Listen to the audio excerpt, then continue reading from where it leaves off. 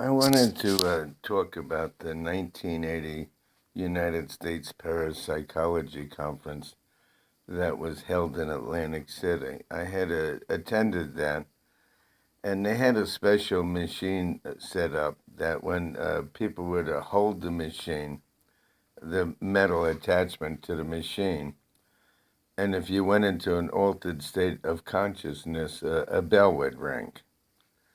And I knew the guy and the couple that ran it because I had done psychic fairs with them. I did special appearances and whatever. And the bell had not rung all day long. So the guy, Vinny, that ran the show said to me, Alan, why don't you grab this and see if it's working?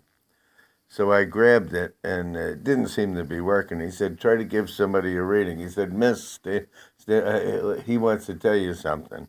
And of course, most of the people standing around were interested in what a psychic had to say. And immediately the bell went off. And Vinny said it was the first time the bell went off all day long, as many people as tried to make the bell go off. Also, at the same convention, they were featuring Uri-Geller, who was reputed to bend metal with his mind.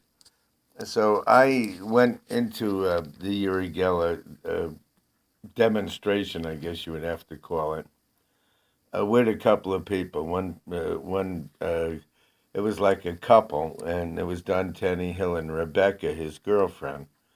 And we sat down, and there was a couple of more psychics that I knew in the room as well.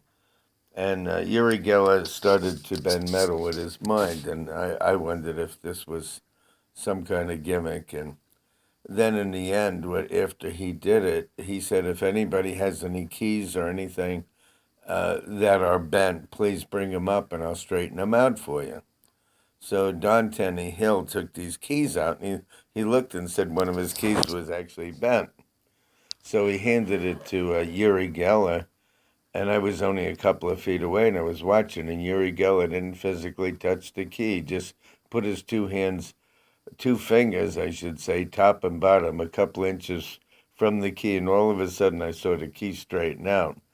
And I thought that was very unusual because I had a background in actual magic like a magician does. I was watching him like a hawk, and he didn't touch it or bend it, or the key didn't appear out of view in any way, and yet I saw one key after another, just by his two fingers being above and below it, not touching it, straighten out. And I thought that was a wonderful thing. How it was done, I have no idea, but this was how it was in the 1980 United States Parapsychology Conference in Atlantic City.